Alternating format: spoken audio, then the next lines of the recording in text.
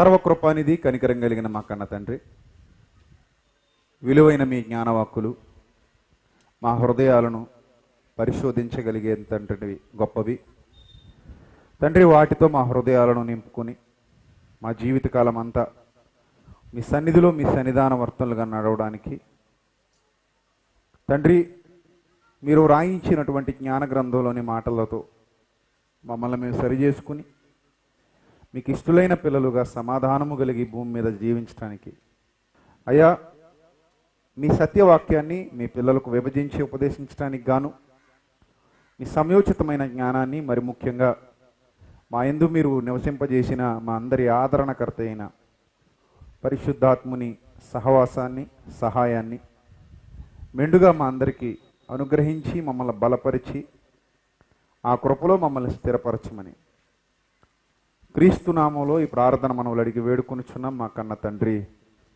Amen.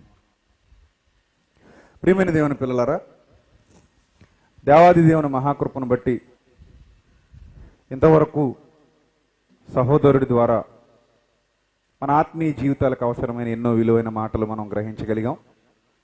ముఖ్యంగా ఈ సదస్సు యొక్క ముఖ్య ఉద్దేశం ఏంటంటే, సంఘాలలో కొనసాగుతున్నటువంటి ప్రతి కుటుంబం, అంటే సంఘము అంటేనే దేవుని దృష్టిలో కుటుంబం, కానీ సంఘముగా మనం విడివిడి కుటుంబాలు కలిగి ఉన్నాం. వేరు కుటుంబాల కలయికే సంఘం. ఆయా కుటుంబాలకు చెందినటువంటి అందరూ పిల్లలు ఈరోజు ఇక్కడ కూడి ఉన్నారు. నేను ఒక్కరినే ఒంటరిగా వచ్చాను, కుటుంబంతో రాలేదన్న వాళ్ళు దయచేసి మీ చేయి చూపించండి. నేను ఒక్కదాన్నే వచ్చాను ఒంటరిగా, ఇక్కడ నా కుటుంబం లేదు అన్నవాళ్ళు మహా అయితే ఎంతమంది ఉన్నారు? స్త్రీలలో ఒక్క చెల్లెమ్మ కనబడుతుంది, లేదా ఇద్దరు ముగ్గురు. పురుషుల్లో ఒక 10. మిగిలిన వాళ్ళందరూ కూడా కుటుంబాలతో వచ్చారు. అంటే భార్య, భర్త, పిల్లలు, తల్లిదండ్రులు, ఇలాంటి హోదాలు కలిగి సంఘంలో నివసిస్తున్నటువంటి మీరు ఈరోజు ఇక్కడికి వచ్చి కూర్చుని దేవుడు మాతో ఏం మాట్లాడనై ఉన్నాడు తన గ్రంథంలోని లేఖన భాగాల ద్వారా ఆయన మనస్సును వ్రాయించిచ్చాడు మా అందరికీ. ఆయన మనస్సులో ఏమి వ్రాయబడ్డాయి అనే వాస్తవాలు తెలుసుకోవాలన్న ఉత్సుకతతో, ఆశతో ఈరోజు మీరు మీ సమయాన్ని కేటాయించారు కదా. లేకపోతే ఈరోజు మీరు వేరే పనుల్లో నిమగ్నమైపోయి ఉండేవారు కదా. ఈరోజు శనివారం కదా, సెకండ్ సాటర్డే, అంటే మనందరికీ పబ్లిక్ హాలిడే. సో ఖచ్చితంగా మీరు వేరే ఏవో వ్యాపకాలలో, లేదా ఏవో పనుల్లో, లేదా ఏవో ప్రయాణాల్లో, లేదా పూర్తిగా రెస్ట్ తీసుకోవడంలో, ఇంట్లో ఉండిపోవడంలో ఏదో ఒక విధంగా ఈ సమయాన్ని గడిపేసేవారు. కానీ ఈరోజు ఆ సమయాన్ని అలా గడిపేయకుండా ఖచ్చితంగా మనం వెళ్ళాలి, ఈ సభకు వెళ్ళాలి, అక్కడ కూర్చోవాలి, దేవుని మాటలు వినాలి, వాటిని గ్రహించాలి, మన హృదయం అనే పలకల మీద వ్రాసుకోవాలి అనే ఒక సంసిద్ధతతో మీ కుటుంబాలతో ఇక్కడికి వచ్చారు. ఇది చాలా గొప్ప విషయం. ఇక్కడ స్త్రీ పురుషులు ఇరువురు ఉన్నారు.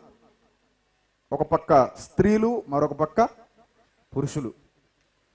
కుటుంబం అనే బండి నడవడానికి ఖచ్చితంగా 2 చక్రాలు అవసరం. ఒకటి స్త్రీ అనే చక్రం, రెండోది పురుషుడనే చక్రం. ఈ 2 చక్రాలు మొత్తం వాహనాన్ని లాక్కుని వెళతాయి. మొత్తం వాహనాన్ని. ఈ 2 చక్రాల్లో ఏ ఒక్కటి స్థానభ్రంశం చెందినా, లేక రిపేర్ వచ్చినా, లేకపోతే పాడైపోయినా మొత్తం బండికున్న విలువ తగ్గిపోతుంది. ఈ చక్రంతో పాటు మరో చక్రం కూడా నిలిచిపోవాల్సినటువంటి, ఆరోగ్యంగా ఉన్నప్పటికీ, అంటే ఏ రిపేర్ లేకపోయినప్పటికీ కూడా మరో చక్రం కూడా నిలిచిపోవాల్సినటువంటి పరిస్థితి ఏర్పడుతుంది, నిందింపబడాల్సినటువంటి పరిస్థితి ఏర్పడుతుంది. కాబట్టి ఒక 2 చక్రాల కలయికతో సాగేటువంటి ఈ ప్రయాణం, ఈ వాహనం చేసేటువంటి ప్రయాణం చాలా విలువైన ప్రయాణం. ఈ ప్రయాణానికి అవసరమైనటువంటి ఫ్యూయల్ దేవుని వాక్యం, ఇంధనం. ఇంధనం లేకుండా బండి నడవద్దు. ఇంధనం ఉన్నా కూడా బండి కూడా కండిషన్లో ఉండాలి. బండి కండిషన్లో లేకపోతే ఫుల్ ట్యాంక్లో ఉన్నా కూడా ఏ ఉపయోగం లేదు. సో బండికి ఫ్యూయల్ అవసరం, అంటే ఇంధనం అవసరం. ఇంధనంతో పాటుగా ఒక మంచి కండిషన్ కూడా బండికి అవసరం. అప్పుడే ఆ వ్యవస్థ బాగుంటుంది. వ్యవస్థ బాగున్నప్పుడే సమాజం, సంఘం, దేవుని యొక్క చిత్తం అనేది వెలుగులోనికి వస్తుంది. దేవుడు సంతోషపడేటువంటి, ఆనందపడేటువంటి సమయం ఆసన్నమవుతుంది. అలా ఆసన్నం అవ్వాలి అంటే కుటుంబాల వారీగా ఇక్కడికి వచ్చినటువంటి మీరు, మీ కుటుంబం ఒక సంక్షేమాన్ని అనుభవిస్తూ, సంతృప్తిని అనుభవిస్తూ, ఒక మంచి పథంలో, మంచి మార్గంలో ఉన్నతిని సాధించాలి అంటే అది ఎక్కడుంది అని అంటే మన చేతుల్లోనే ఉంది. ఒక విషయాన్ని గుర్తుపెట్టుకోండి, మనం ఇప్పటి వరకు ఏం చేశామో దానికి బాధ్యులు ఎవరు చెప్పండి? మీ జీవితంలో ఇప్పటి వరకు ఏం జరిగిందో, మీరు ఏం చేశారో దానికి బాధ్యులు ఎవరు? ఎవరు బాధ్యులు? ఎవరు బాధ్యులు చెప్పాలి? మనమే బాధ్యులు. మన జీవితంలో ఏం చేసినా దానికి బాధ్యులు ఎవరు? మనమే.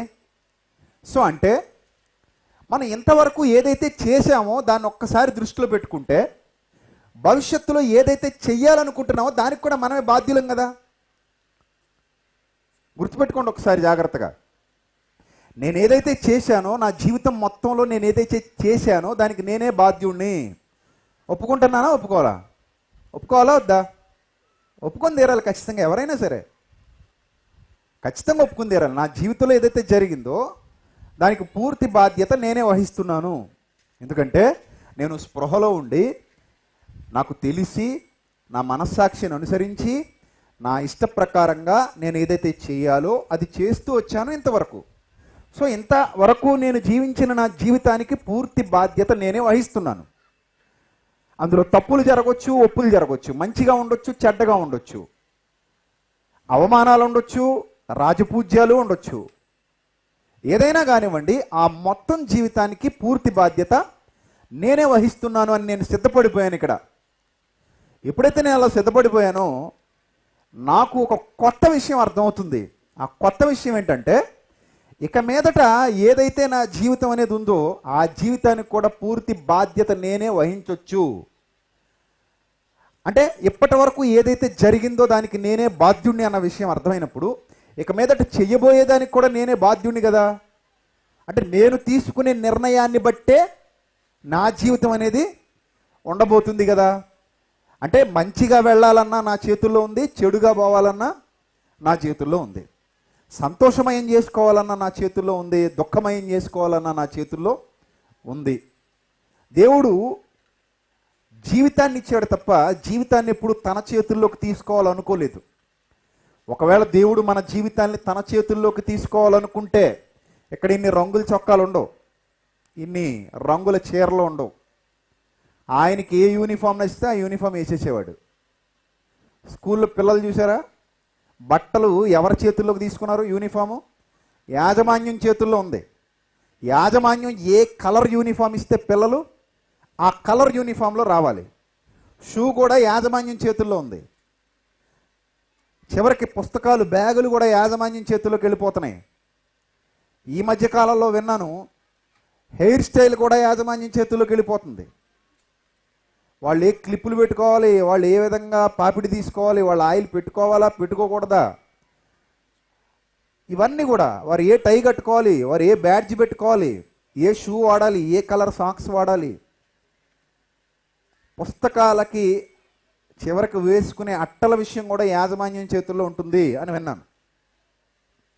అంటే వాళ్ళకి ఏం లేదు, స్వతంత్రం లేదు. ఒకవేళ దేవుడు అలాగే అనుకుంటే మనందరం కూడా స్కూల్ పిల్లల్లాగా ఒకే రకమైన యూనిఫామ్ ధరించి ఇక్కడికి వచ్చి కూర్చునేవాళ్ళం.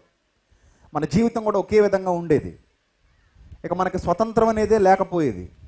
ఇక చెడు అన్నదానికి ఈ సమాజంలో చోటే ఉండదు. కానీ అది దేవుని చిత్తం కాదు. బలవంతంగా దేవుడు మన చేత ఏది చేయించాలని అనుకోవట్లేదు. ఆయన మనకు జ్ఞానం ఇచ్చాడు, వివేకం ఇచ్చాడు. ఆ వివేకంతో, ఆ జ్ఞానంతో ఒక మంచి నిర్ణయాన్ని తీసుకోవాల్సిందిగా దేవుడు మనకే విడిచిపెట్టేశాడు. కాబట్టి మీ పూర్తి జీవితానికి మీరే బాధ్యులు. అర్థమవుతుందా?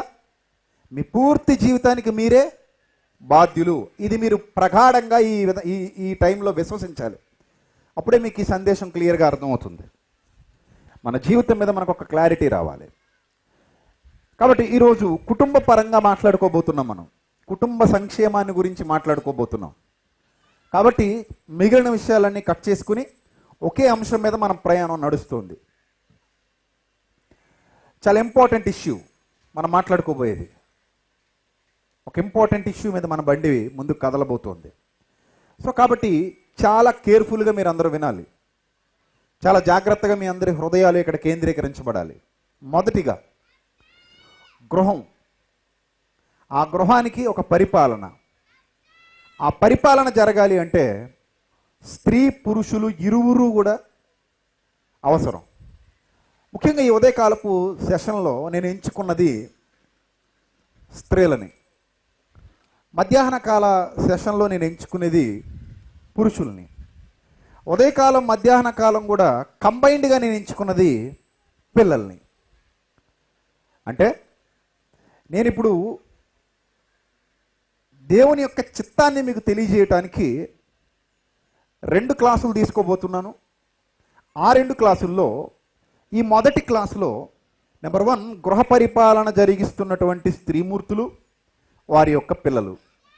మధ్యాహ్న కాల సమయంలో గృహానికి యజమానులుగా ఉన్నటువంటి పురుషులు, వారి యొక్క పిల్లలు. ఎప్పుడు మన కుటుంబం సంక్షేమ పథంలో నడుస్తోంది? మన కుటుంబానికి డెవలప్మెంట్ అవసరమా లేదా? మన కుటుంబం డెవలప్ అవ్వాలా వద్దా? ఇప్పటి వరకు జరిగిన వాటికి బాధ్యులు ఎవరు? ఇక మీదట జరగబోయే వాటికి బాధ్యులు ఎవరు? ఇవి ఇప్పుడు మనం పక్కాగా ఆలోచించవలసినటువంటి విషయాలు. కాబట్టి ప్రియులరా, మనకు ఆక్సిజన్ ఎంత అవసరమో ఇలాంటి ప్రసంగాలు కూడా అంతే అవసరం. ఎందుకంటే ఇక్కడ ఏకాకులు ఎవరూ లేరు. చేతులు ఎత్తిన వాళ్ళు కూడా ఒంటరిగా వచ్చిన వాళ్ళు తప్ప ఏకాకిలు కాదు. ఫ్యామిలీ ఉంది వాళ్ళకి, అంతే కదా. సో నేను ఏకాకిని అన్న వాళ్ళు కూడా దయచేసి చేయెత్తేయండి మా క్లారిటీ కోసం.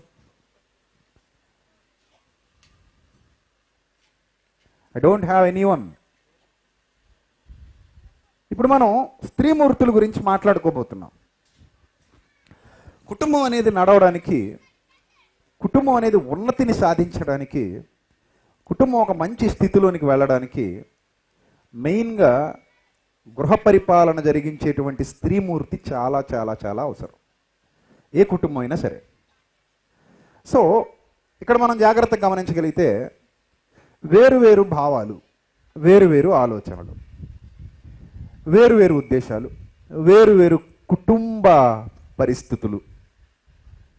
ఆ కుటుంబ పరిస్థితుల్లో నుండి ఇరువురు వ్యక్తులు సడన్గా ఏకం కావడం వివాహం అంటే, అంతే కదా.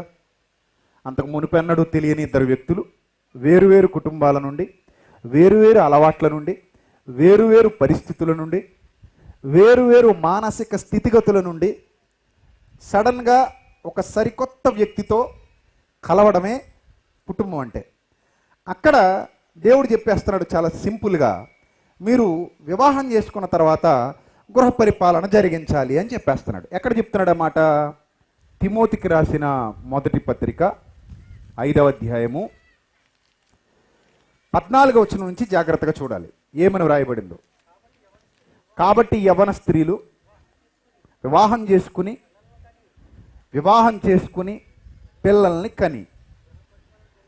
కాబట్టి యవ్వన స్త్రీలు వివాహం చేసుకుని నెక్స్ట్ పిల్లల్ని కని గృహ పరిపాలన జరిగించుచు నిందించుటకు విరోధికి అవకాశం ఇవ్వకూడదని కోరుతున్నాను అన్నాడు. నిందించడానికి ఎవరికి అవకాశం ఇవ్వకూడదు అంటున్నాడు? విరోధికి అవకాశం ఇవ్వకూడదు.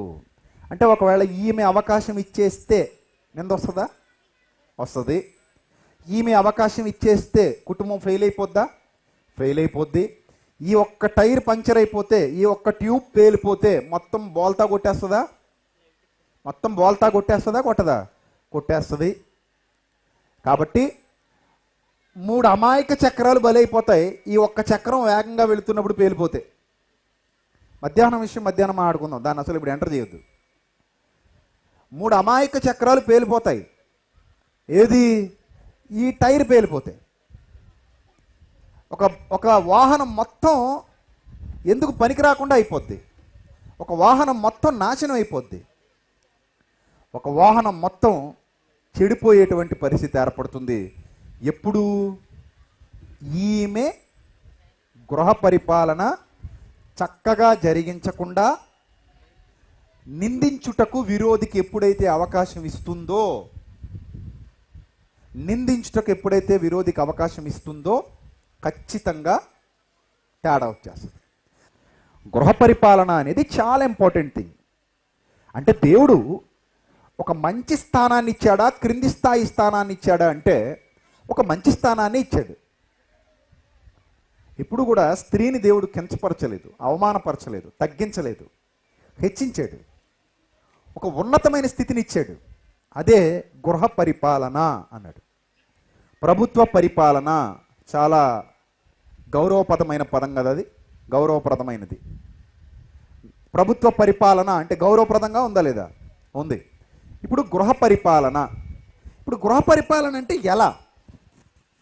సడన్గా వివాహంతో ఒక గృహంలోనికి ఎంటర్ అయిపోతున్నారు. అప్పటి వరకు అతను ఎవరో తెలీదు.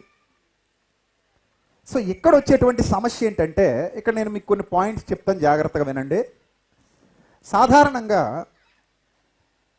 మొదట మనం ఒక వ్యక్తిని చూసినప్పుడు, అంటే భర్తను చూసినప్పుడు ఇష్టపడి వివాహం చేసుకున్న వాళ్ళు ఆయన యొక్క పై రూపాన్ని చూస్తారు సాధారణంగా. ఆ పై రూపం తప్ప హృదయం ఏంటి, మనసు ఏంటి ఇవేం తెలియవు. అప్పుడు ఫస్ట్ పై రూపాన్ని చూస్తారు. పై రూపాన్ని చూసిన తర్వాత వివాహానికి నిశ్చయించేసుకున్న తర్వాత, వివాహానికి సిద్ధపడిపోయిన తర్వాత కొంతకాలం మాట్లాడుకోవచ్చు. ఇప్పుడున్న ట్రెండ్ బట్టి అయితే ముందే మాట్లాడుకుంటున్నారు. సో ఫోన్లో కొన్నాళ్ళ పాటు మాట్లాడుకున్న తర్వాతనే వివాహానికి సిద్ధపడుతున్నారు ఒక పద్ధతిగా ఉన్నవాళ్ళు. సో వాళ్ళు కొన్నాళ్ళ పాటు మాట్లాడుకుంటారు కాబట్టి వాళ్ళ మైండ్ సెట్ ఏంటనేది కొంతవరకు ఒక అవగాహన ఉంటుంది. ఆ అవగాహనతో వీళ్ళు వివాహానికి సిద్ధపడతారు. వివాహానికి సిద్ధపడిన తర్వాత, కొత్త కుటుంబంలోనికి అడుగుపెట్టిన తర్వాత, ఆ కుటుంబంలోని వ్యక్తి, వాళ్ళ వ్యక్తిత్వాలు, వాళ్ళు ఏర్పరుచుకున్నటువంటి భిన్నమైన ఆచారాలు, సిద్ధాంతాలు వాళ్ళ కుటుంబంలో నుంచి వీళ్ళకి ఎదురవ్వచ్చు. అలా ఎదురవుతున్నప్పుడు కొందరు జీర్ణించుకోగలుగుతారు, కొందరు జీర్ణించుకోలేకపోతారు. కొందరు డైజెస్ట్ చేసుకుంటారు, కొందరు డైజెస్ట్ చేసుకోలేకపోతారు. ఇక్కడ ఒక విషయాన్ని మీరు గమనించాలి. ఒక కొత్త వ్యక్తితో మనం పరిచయానికి సిద్ధపడుతున్నాము అని అంటే, ఒక కొత్త ఇంట్లో అంటే కట్టేసిన ఇంటిలోనికి నివాసం ఉండటానికి మనం వెళుతున్నాము అని అర్థం. ఒక కట్టేసిన ఇంటిలోనికి మనం నివాసం వెళుతున్నాము అని నేను ఎందుకు అంటున్నానంటే, స్పిరిచువల్ పర్సనాలిటీ అనేది ఒక కట్టుకున్న ఇల్లు. ఇప్పుడు నాకంటూ ఒక వైఖరి ఉంది, ఇట్స్ మై యాటిట్యూడ్. ఇదే యాటిట్యూడ్ ఇక్కడ ఉన్న ప్రతి వారికి ఉంటుంది. అది ఒక్క రోజులో డెవలప్ అయిపోయింది కాదు, కొన్ని సంవత్సరాలు, 10 సంవత్సరాల నుంచి డెవలప్ అవుతూ వచ్చింది.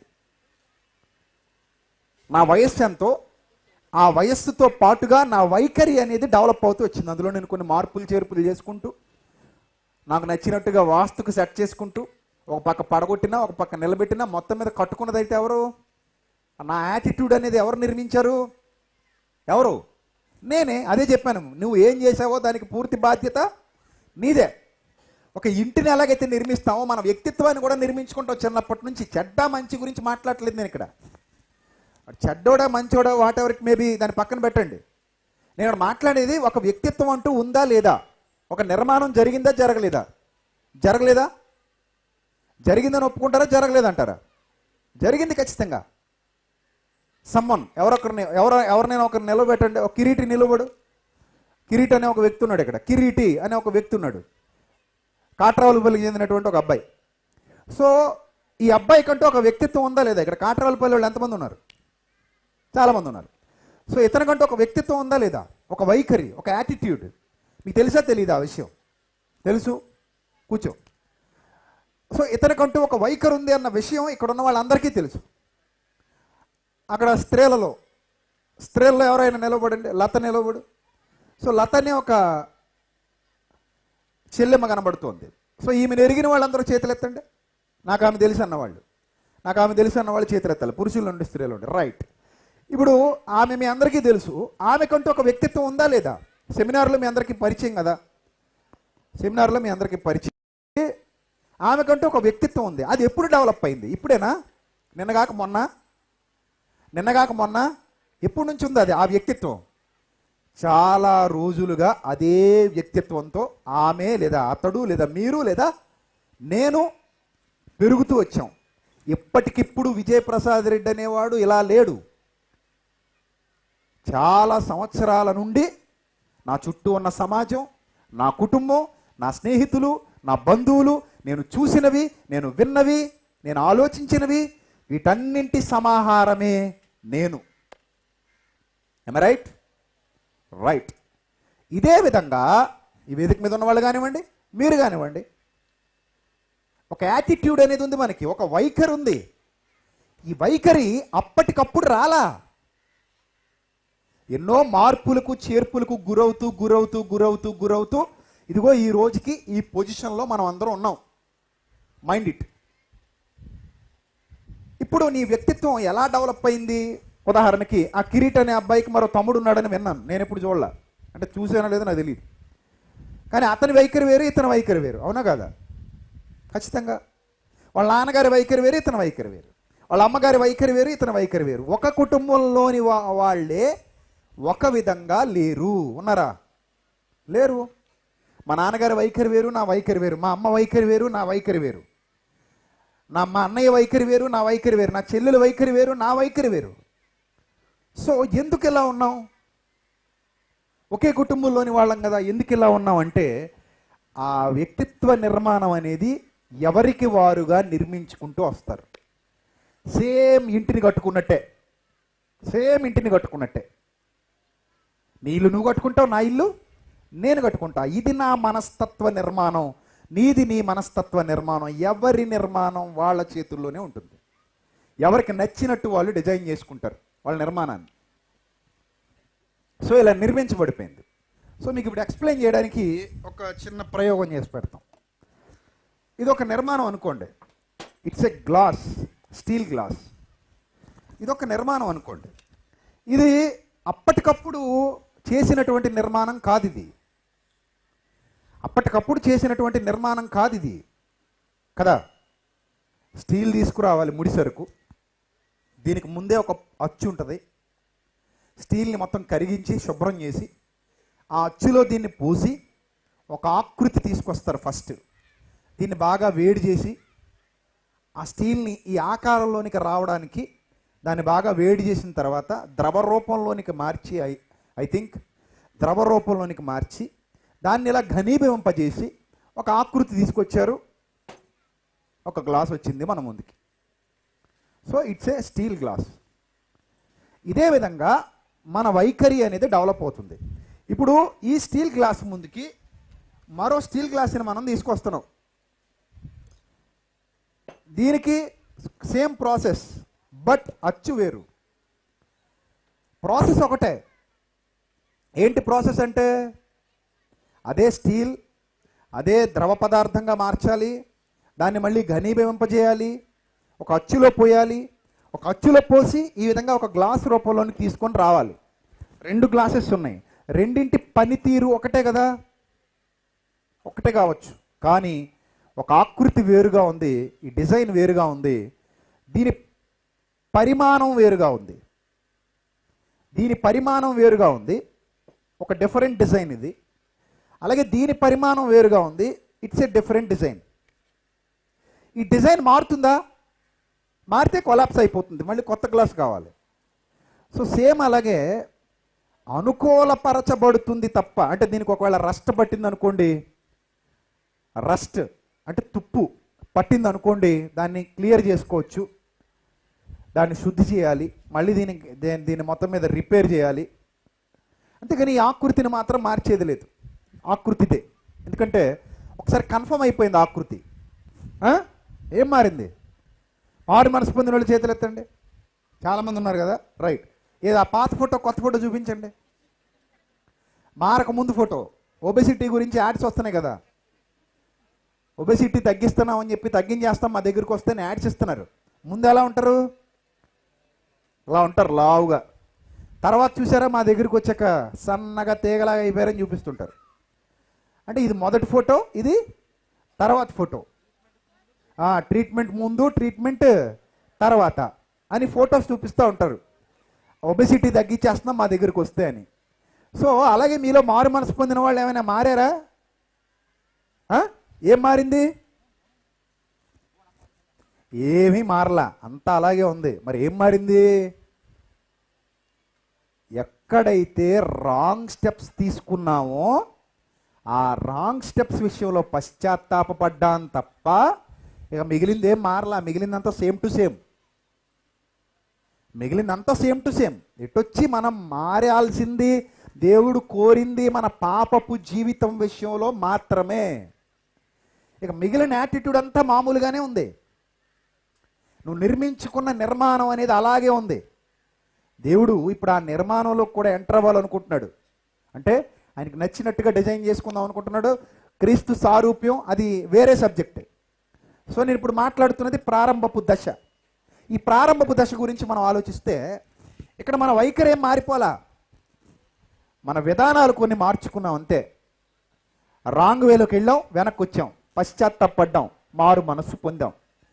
కానీ నీ భాష, నీ భావజాలం, నీ ఆలోచన, నీ తీరు, నీ ఆహారపు అలవాట్లు, నీ కుటుంబపు పరిస్థితులు అవేవి మారలేదు. అవి అలానే ఉన్నాయి. ఎటొచ్చి నీ మనస్సులో ఒక చేంజ్ కేవలం నీ పాపపు జీవితం విషయంలో మాత్రమే. రైట్. ఇప్పుడు మనం జాగ్రత్తగా ఆలోచిస్తే రెండు వేరు వేరు కుటుంబాల నుంచి వచ్చారు. ఈ గ్లాసుని కాసేపు భర్త అనుకోండి, ఈ గ్లాసుని కాసేపు నాజుగ్గా ఉంది కాబట్టి భార్య అనుకోండి. అర్థమైందా? ఇది కాసేపు భర్త అనుకోండి, ఇది కాసేపు ఏమనుకోండి, భార్య అనుకోండి. జాగ్రత్తగా వినాలి, పాయింట్కి వస్తున్నాను. గృహ పరిపాలన అనేది మీకు అర్థం కావాలి. ఇదేమో వీళ్ళ అమ్మ, ఇదేమో వీళ్ళ నాన్న. కాసేపు అనుకోండి, కాసేపు అనుకోండి. ఇది ఒక డిఫరెంట్ కుటుంబం ఇది. మరి వీళ్ళేం తక్కువ తిన్నారా? ఇదిగో వీళ్ళ అమ్మ, ఇదిగో వీళ్ళ నాన్న. ఇది ఒక డిఫరెంట్ కుటుంబం అనుకోండి. ఇప్పుడు వీళ్ళిద్దరూ కలిసి మాట్లాడుకుని వీళ్ళిద్దరిని ఒకటి చేద్దాం అనుకున్నారు. ఇది పెళ్ళంటే. సో ఇక్కడి నుంచి గృహ పరిపాలన అనేది ప్రారంభం కావాలి, అంతే కదా? సో వీళ్ళిద్దరూ మాట్లాడుకున్నారు, ఈయన తీసుకొచ్చి ఇక్కడ నిలబెట్టారు. వీళ్ళిద్దరూ మాట్లాడుకున్నారు, ఈమెను తీసుకొచ్చి ఇక్కడ నిలబెట్టారు.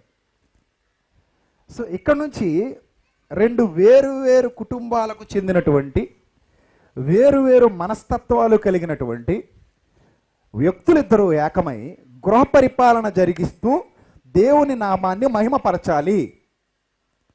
ఇది ఇక్కడ విషయం.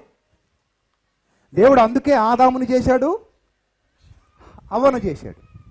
వాళ్ళిద్దరూ కలిసి ఇప్పుడు ఎవరి నామాన్ని మహిమపరచాలి? దేవుని నామాన్ని మహిమపరచాలి. ఆయన చిత్తాన్ని నెరవేర్చాలి, ఆయన ఇష్టాన్ని నెరవేర్చాలి, ఆయన ఉద్దేశాలు నెరవేర్చాలి, ఆయన సంకల్పానుసారంగా జీవించాలి. అప్పుడే దేవుడు సంతోషిస్తాడు ఆ కుటుంబం విషయంలో. అలాంటి కుటుంబం కావాలని దేవుడు కోరుతున్నాడు. అందుకే బాధ్యత ఇచ్చాడు. రాయబడిన మాట నాదా దేవునిదా? తిమోతి పత్రికలో చదివాను కదా, ఒకే వచ్చినాన్ని. నాదా దేవునిదా? మీరు చెప్పండి. ఫస్ట్ నాకు క్లారిటీ కావాలి మీ నుంచి. ఆ మాట నా మాటగా చదివారా, మీరు దేవుని మాటగా చదివారు? ఎవరి మాటగా చదివారు? దేవుని మాటగా చదివారు. సో నో ప్రాబ్లం, ఇబ్బంది ఏం లేదు. మీరు దేవుని మాటగా చదివినంత వరకు ఇబ్బంది ఏం లేదు. నా మాటగా చదివాను అన్నప్పుడు మాత్రం చాలా ఇబ్బంది ఉంటుంది. సో నా మాటగా మీరు చదవకూడదు ఎప్పుడు కూడా. వ్రాయబడింది ఎవరి మాట? దేవుని మాట. మళ్ళీ చదువుదాం ఏమంటున్నాడు? 14వ వచనం.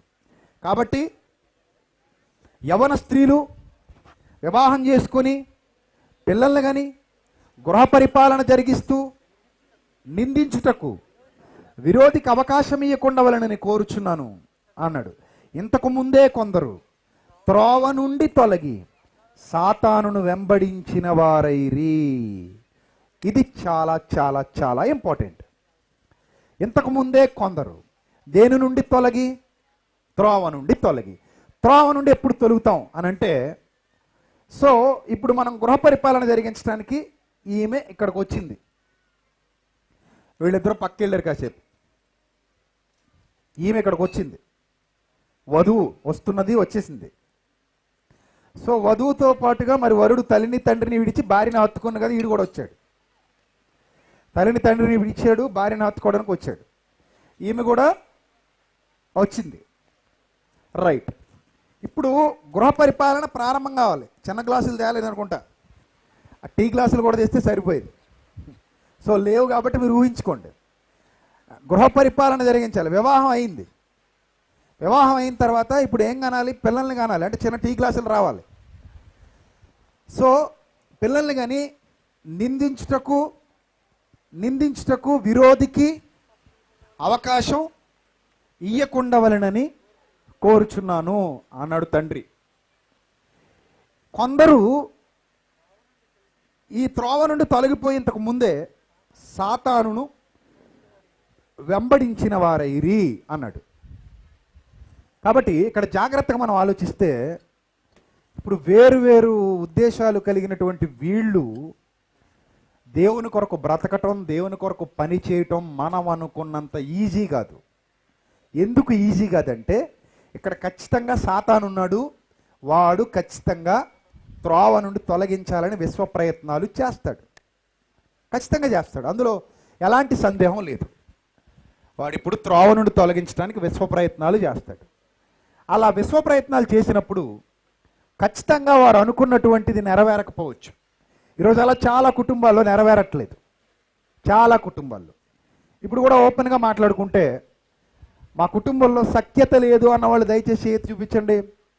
లేడీస్ అండ్ జెంట్స్, మా కుటుంబంలో సఖ్యత లేదు, ఒకరంటే ఒకరికి పడదు, గృహ పరిపాలన జరగట్లేదు, ఒకరి మాట మీద ఒకరికి గౌరవం లేదు, ఒకరంటే ఒకరికి ఏ విధమైన భయభక్తులు లేవు. సో మా కుటుంబంలో గృహ పరిపాలన జరగట్లేదు. సో పాయింట్ ఏంటంటే, ఇక్కడ వీళ్ళిద్దరూ కలిసి గృహ పరిపాలన జరిగించాలి అన్న నియమం వచ్చేసరికి ఇలా కలుస్తున్నారు. కలిశారా? మీరు కలలేదా? కలిశారా? ఇప్పుడు కలిశారా? ఇలా కలిస్తే గృహ పరిపాలన ఏమైనా జరుగుతుందా? చెడతో వాయించుకోవడమే. గృహ పరిపాలన ఎలా కలిస్తే జరగదు. ఎలా కలిస్తే జరుగుతుందో తెలుసా? ఇలా కలిస్తే జరుగుతుంది. ఇలా కలిస్తే జరుగుతుంది. సో ఇలా కలిసినంత వరకు జరగదు, సాధ్యం కాదు. సో దీనికి మీరు బెస్ట్ ఎగ్జాంపుల్ చూడగలిగితే, నాకు ఒక వాటర్ బాటిల్ కూడా కావాలి. సో నేను చెప్తున్నాను, జాగ్రత్తగా వినండి. ఇందులో కొంత వాటర్ ఉంది. సో ఇందులో కూడా కొంత వాటర్ ఉంది. రెండింట్లో వాటర్ ఉంది. ఇప్పుడు రెండింట్లో వాటర్ని ఇప్పుడు ఎలా కలపండి? సాధ్యమేనా? ట్రై చేద్దామా? ఇలా కలిపితే ఉంటుంది అసలు? ఇలా కలిపితే అది కలిపా, ఏమైంది? ఇంపాసిబుల్. సో ఇలా కలపడం, గృహ పరిపాలన జరిగించడం సాధ్యం కాదు. వనరులు వృధా, ప్రార్థన వృధా, భక్తి జీవితం వృధా, వివాహం వృధా, కుటుంబం వృధా, పిల్లలు వృధా, అన్నీ వృధా. ఇలా కలిపినంత వరకు గృహ పరిపాలన ఎట్టి పరిస్థితుల్లో జరిగే అవకాశం లేదు. నీళ్ళన్నీ వృధా. మళ్ళీ పోద్దామా? పోని మళ్ళీ పోసి మళ్ళీ కలుపుదామా? సరే, ఏదో విధంగా ఫెవికిక్ పెట్టి కలుపుదాం అనుకుందాం. కలిపేశాం. ఎవరికి ఉపయోగం అందులో ఉన్న దానివల్ల? ఏ విధంగా వనరులు ఉపయోగపడుతున్నాయి? గాలి కూడా చొరబడట్లేదు లోపలికి. ఏమైనా ఉపయోగం ఉందా? ఏ ఉపయోగం లేదు. సో ఇది మళ్ళీ ప్రకృతి విరుద్ధం. ఈ నిర్మాణం, ఈ గ్లాస్ డిజైన్ అలా కలిపి ప్లాస్టరైజ్ చేయడానికి చేయబడలేదు. సో ఇలా చేయటం వల్ల ఎలాంటి ప్రయోజనం లేదు. బైబిల్ అదే చెప్తుంది. మీకు వచనాలు చూపించే ముందు ఈ చిన్న ఎక్స్పెరిమెంట్ ఎందుకు చేస్తున్నానంటే, వచనాలు మీకు బాగా అర్థం కావాలి అంటే ముందు మీకు ఈ విషయం అర్థం కావాలి. ఈ విషయం అర్థమైతే తప్ప మీకు ఎన్ని వచనాలు చూపించినా ఇది వరకు వినేసామండి, ఇది వరకు చదివేసామండి అంటారు మీరు. నాకు ఆ విషయం కూడా తెలుసు. సో అందుకే నేను ఇలా చిన్న ఎక్స్పెరిమెంట్ చేస్తున్నాను. రైట్. ఇక రెండోది ఏంటంటే, ఇప్పుడు పరిష్కారం ఏంటి అని ఆలోచిస్తే, ఈ అమరిక వేరు, ఈ వైఖరి వేరు. ఈ అమరిక వేరు, ఈ నిర్మాణ క్రమం వేరు. సో ఇలా ఎప్పటికీ మనం రెండింటిని ఏకం చేయలేం. ఎలా అయినా ఏకం చేయగలం, ఎలా అయినా ఏకం చేయగలం. సో దీని మీద దృష్టి పెట్టకుండా చాలా కుటుంబాలు ఈరోజు ఇలాగే ఉండి పెద్ద పెద్ద శబ్దాలు చేస్తున్నాయి. ఇలాగే ఉండటం వల్ల ఎలాంటి ప్రయోజనం చేకూరట్లేదు. సో ఇలా మారనంత వరకు ఎలాంటి ప్రయోజనం చేకూరే అవకాశం కూడా లేదు. సో దీన్నే ఏమంటారంటే కాంప్రమైజ్ అవ్వడం అంటారు. అంటే సర్దుకుపోవడం, దీన్నే కాంప్రమైజ్ అవ్వడం అంటారు. ఎప్పుడైతే మనం ఈ విధానాన్ని అనుసరించామో ఆటోమేటిక్గా దేవుడు కోరుకున్నటువంటి కుటుంబం ఈజీగా సాధ్యం అవుతుంది. ఈ విధానాన్ని అనుసరించినంత వరకు దేవుడు కోరుకున్న కుటుంబం సాధ్యం కాదు. ఇప్పుడు మీకు డౌట్ రావచ్చు, మరలా రెండింట్లో నీళ్లు పోద్దాం, మరలా రెండింట్లో నీళ్లు పోసాం. ఇప్పుడు మీకు డౌట్ వస్తుంది, ఇప్పుడు ఎలా అయితే మాత్రం ఇందులో అన్నీ ఒలికిపోతాయి కదా, పైకి వచ్చేస్తాయి కదా, అంతే కదా. మరి ఇలా పెట్టేసామండి గ్లాసు, ఏమవుతుంది? ఇందులో ఉన్న నీళ్ళన్నీ పైకి వచ్చేస్తాయి. సో ఇది పెట్టేసినా ఇందులో ఉన్న నీళ్ళన్నీ ఏమైపోతాయి? పైకి వచ్చేస్తాయి. అంటే వనరులు పాడైపోతాయి. మనసులు కలవడం అంటే దేవుని చిత్తాన్ని ఎరిగి దేవుని కొరకు బ్రతకటం, దేవుని ఇష్టాన్ని నెరవేర్చడం, దేవుని సంకల్పం ప్రకారంగా జీవించటం అనే విషయానికి వచ్చేసరికి ఇక్కడే మీరు జాగ్రత్తగా ఆలోచించండి. దేవుడు అదే వ్రాయించాడు. పేతురు గారు రాసినటువంటి మొదటి పత్రిక, పరిష్కారం వైపుకు వెళుతున్నాం. పేతురు గారు రాసినటువంటి మొదటి పత్రిక 3వ అధ్యాయము ప్రారంభ వచనం, అటువలే స్త్రీలారా మీరు మీ స్వపురుషులకు లోబడి ఉండండి అన్నాడు. అదేంటిది? స్త్రీ పురుషులకు లోబడ్డం ఏంటి? ఇది ఎక్కడ సమానత్వం అని ఈరోజు చాలామంది స్త్రీవాదులు మాట్లాడుతున్నారు కదా. మాట్లాడుతున్నారా? మాట్లాడుతున్నారు. రైట్. ఇప్పుడు అలాంటి వాళ్ళని నేను ఒక ప్రశ్న అడుగుతున్నాను. మీ తండ్రి పురుషుడా కాదా? నా ఉద్దేశం అది కాదు, దయచేసి నా మీద కోప్పడొద్దు. నేను మీ మంచి కోరి మాట్లాడుతున్నా. మీ నాన్నగారు పురుషుడే కదా అనేది నా ఉద్దేశం. అర్థమవుతుందా? సో నాన్నగారు పురుషుడే. ఎప్పుడైనా నాన్నగారి ముందు సమానత్వం గురించి మాట్లాడావా? మాట్లాడావా? నువ్వు నీకొకటి నాకొకటినా, నువ్వు పురుషుడివి, పురుషుడిలా ఉండు, నేను స్త్రీని, నా హక్కులు నాకు ఉంటాయి, నీ హక్కులు నీవి, ఏంటి నన్ను గద్దిస్తున్నావు, ఏంటి నా మీద కోప్పడుతున్నావు, ఏంటి నాకు జ్ఞానం చెప్తున్నావు, ఏంటి నాకు బుద్ధి చెప్తున్నావు, ఏంటి నాకు నేర్పించడానికి ట్రై చేస్తున్నావు అని ఎప్పుడైనా ఇక్కడున్న ఏ స్త్రీమూర్తి అయినా మీ తండ్రితో మాట్లాడారా? చెప్పాలి. ఎవరైనా మీ నాన్నగారిని అలా ఎదిరించి మాట్లాడారా? చెప్పండి. మాట్లాడరు. అక్కడ మీకు ఆయన పురుషుడు, నేను స్త్రీని అనే భావన కలగదు. అక్కడ ఏం కలుగుతుందో తెలుసా? ఒకటే ఒక భావన, ఆయన నా తండ్రి, ఆయన నా పోషకుడు, ఆయన నన్ను కన్నవాడు, ఆయన నన్ను భరించేవాడు, ఆయన చిన్నతనం నుంచి నా ఆకలి తీర్చినవాడు, గనుక నేను ఆయనకు లోబడి ఉండాలి. ఇవి మీరు చెప్పేటువంటి రీజన్స్. బట్ ఇక్కడ ఇంకో విషయం చెప్పనా? వివాహంతో మీ నాన్నగారు మిమ్మల్ని సాగనంపేస్తున్నారు. వివాహం అయిన తర్వాత ఒక్క 10 ఏళ్లకు మరలా మీ తండ్రి దగ్గరికి వెళ్ళి, నాన్న ఇదివరకట్లాగే నా కోసం శ్రమించు, ఇదివరకట్లాగే నా కోసం కష్టపడు, ఇదివరకట్లాగే నన్ను పోషించు, ఇదివరకట్లాగే నా కోసం పని చేయి అని మీరు అడిగితే వెంటనే మీ నాన్నగారి దగ్గర నుంచి వచ్చే సమాధానం, అమ్మా నీకు బంగారం లాంటి భర్తనిచ్చాను కదా, ఎందుకు ఇచ్చాను అనుకుంటున్నావు?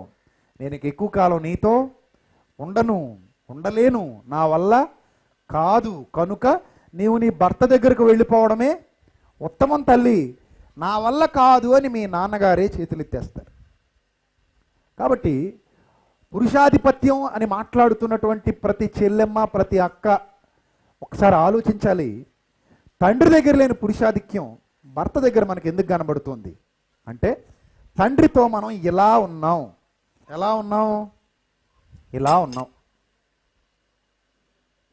తండ్రిని మనం ఎలా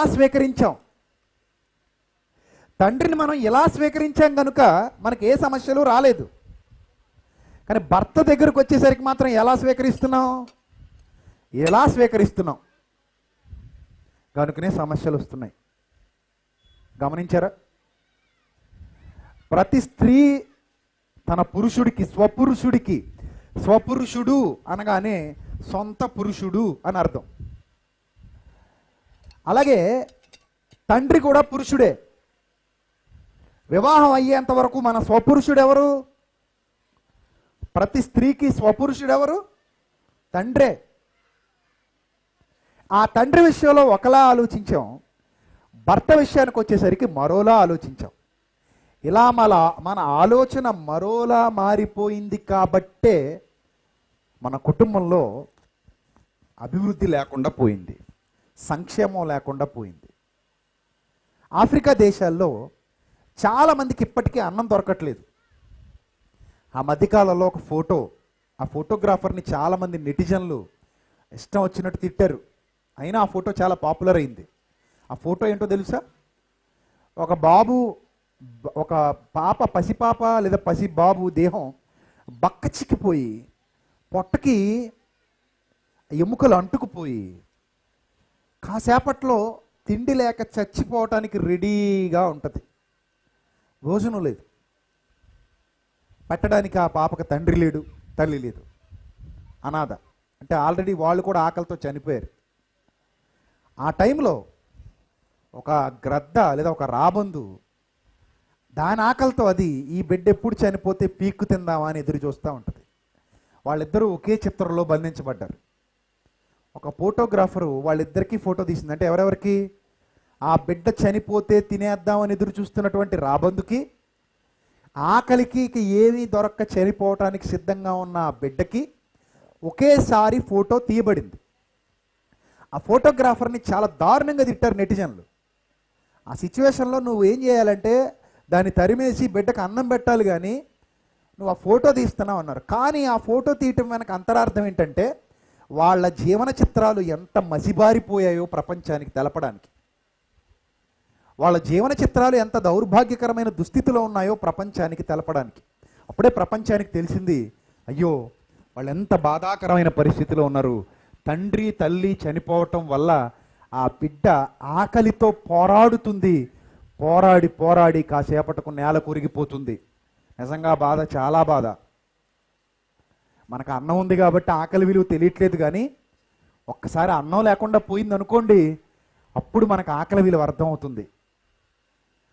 ఆకలి బాధ తెలియని వాళ్ళంటే ఎవరు ఉండరు, అందరికీ తెలుసు ఆకలి బాధ. మనకు అన్నం ఉంది, జేబులో డబ్బులు ఉన్నాయి, హోటల్కి వెళ్ళి తింటాం, వండుకొని తింటాం, ఏదో ఒకటి తింటాం. సో మనకు ఆ బాధ తెలియట్లా. కానీ నిజానికి మీకు నిజంగా ఒక్క వారం 10 రోజులు అన్నం లేవు, అన్నం దొరకలేదు, నీళ్లు దొరకలేదు, ఎంత వేదన అనుభవిస్తారు. ఇప్పుడు స్త్రీలందరినీ అడుగుతున్నాను, చిన్నప్పటి నుంచి మీకు అన్నం పెట్టింది ఎవరు? చిన్నప్పటి నుంచి మీకు అన్నం పెట్టింది ఎవరు? చెప్పాలి. ఎవరు? మీ నాన్నగారే కదా. మీ నాన్నగారు లేకుండా మీకు అన్నం వచ్చేదా? లేదు కదా.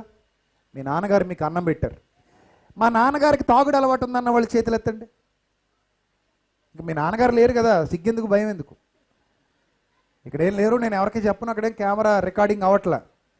మా నాన్నగారికి తాగుడు అలవాటు ఉంది, ఉన్నోళ్ళు ఉంటారు కదా. మా నాన్నగారికి ఉంపుడు గత్తులు ఉన్నారు అన్నోళ్ళు చేతులు ఎత్తండి. అయినా మిమ్మల్ని పోషించాడు. సెకండ్ సెటప్ ఉన్నా కూడా మిమ్మల్ని పోషించిన తండ్రులు ఉండొచ్చు. చాలా పెద్ద తప్పు అది. సెకండ్ సెటప్ను పెట్టుకుని భార్యని ఇంట్లో పెట్టుకుని పోషించడం అనేది తప్పే, నేనేం దాన్ని సమర్థించట్లేదు. అయినా మిమ్మల్ని పోషించాడనే లక్షణం గురించి మాట్లాడుతున్నా. దీని వెనక ఇంకొక క్వశ్చన్ ఉంది, అందుకే ఇవన్నీ అడుగుతున్నా. మా నాన్నగారికి సిగరెట్ అలవాటు ఉంది అన్నవాళ్ళు చాలామంది ఉంటారు. మా నాన్నగారికి ప్యాకాట్ కూడా అలవాటు ఉండేది అనేవాళ్ళు చాలామంది ఉంటారు. అయినా నాన్నను మనం గౌరవిస్తున్నాం. నాన్న అనేసరికి ఏదో తెలియని ఒక మంచి పాజిటివ్ ఫీలింగ్ వస్తుంది మైండ్లోనికి. నాన్న ఎంత ఎంత ఎంత ఎంత పదం ఏదో వాడాలి, ఇప్పుడు ఆ పదం ఏదో వాడాలి కానీ వాడట్లా. అయినా సరే, ఎంత ఖాళీ మీరే పూరించుకోండి, అయినా సరే మన హృదయంలో ఏదో ఒక పాజిటివ్ ఫీలింగ్ బయటకు వస్తుంది. నాన్న కదా, కాంప్రమైజ్ అయిపోతున్నాం. నాన్న కదా, ప్రేమ వస్తుంది. నాన్న కదా, ఇది ఉంది, ఇది ఒక అద్భుతమైన కమిట్మెంట్. చిన్నతనం నుంచి ఏదైనా సరే, ఎంతైనా జరగనివ్వండి, నాన్న కదా, అంతే కదా. సో నాన్నతో మనకున్నటువంటి ఎఫెక్షన్, నాన్న కష్టాన్ని ఎక్కడో గుర్తించాం, చిన్నదే. ఆ చిన్నదే పెద్దగా చూసాం. నాన్నలో చాలా నెగిటివ్ కోణాలు ఉన్నాయి, కానీ మనం వాటిని ఎప్పుడు పట్టించుకోవాలా. నాన్నలో ఉన్న ఏదో ఒక పాజిటివ్ కోణం మనకు పెద్దగా కనబడింది. ఇప్పుడు ఆ కోణంతోనే నాన్నతో సత్సంబంధాలు ఎప్పటికీ కలిగి ఉన్నాం. నాన్నకు మనం దూరం కాలేదు. ఎప్పటికీ నాన్నతో మనం సత్సంబంధాలు కలిగి ఉన్నాం కదా. మీ నాన్న మీకు మందులు వేయించాడు. వివాహం అయిన తర్వాత మీకు అన్నం పెడుతున్నది ఎవరో తెలుసా? మీ ఆకలి తీరుస్తున్నది ఎవరో తెలుసా? మీ నాన్న కాదు, మీ భర్త. కానీ దాని దగ్గరకు వచ్చేసరికి మాత్రం ఏమంటాం తెలుసా? చేసుకున్నందుకు పెట్టవేటి అంటాం. చాలా తప్పు కదా. ఆ మాత్రం భోజనం పెట్టలేని దద్దమ్మవి పెళ్ళెందుకు చేసుకున్నావురే? తప్ప కదా అది? తప్పే కదండి. అక్కడ కూడా పాజిటివ్గా తండ్రిని చూసినట్టు చూడం మనం.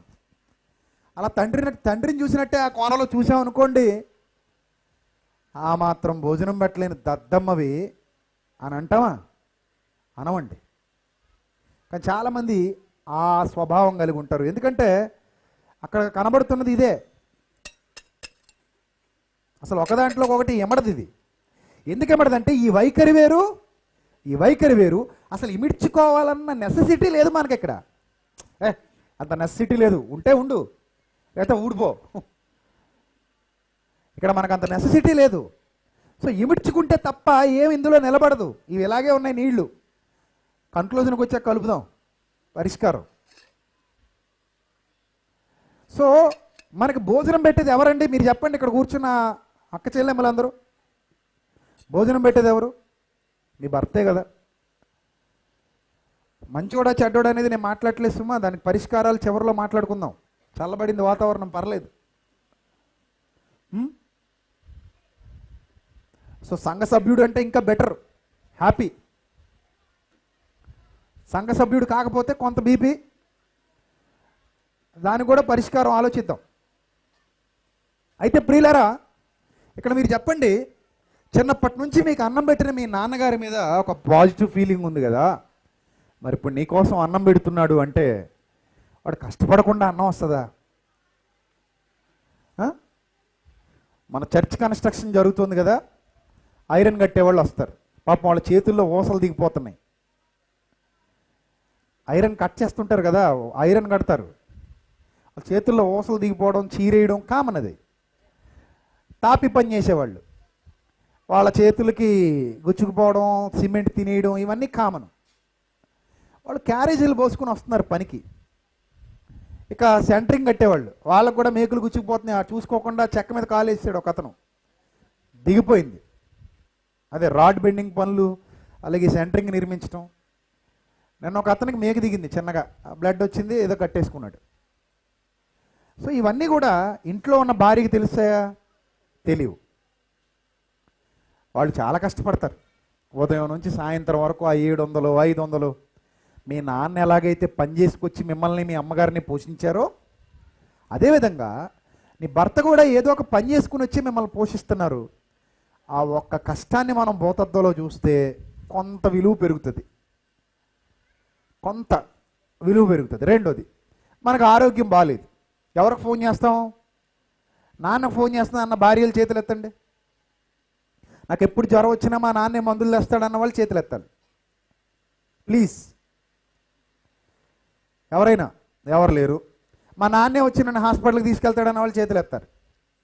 ఎవరు లేరు. అంటే మీ నాన్నగారు మిమ్మల్ని హాస్పిటల్కి తీసుకెళ్ళట్లా, రైట్.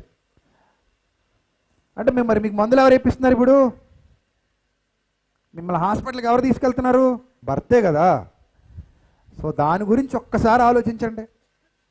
ఇలా ఉండకూడదు అనిపిస్తుంది. ఏదో తెలియని ఒక చిన్న పాజిటివ్ ఫీలింగ్ కలుగుతుంది. ఇలా ఉంటే బాగుంటుంది కదా అనిపిస్తుంది. ఒకదానిలో ఒకటి కలిసిపోయి ఏక శరీరం వంటి ఇదే. అర్థమైందా? సో బయటికి వెళ్తే ఖచ్చితంగా తోడు ఉండాలి.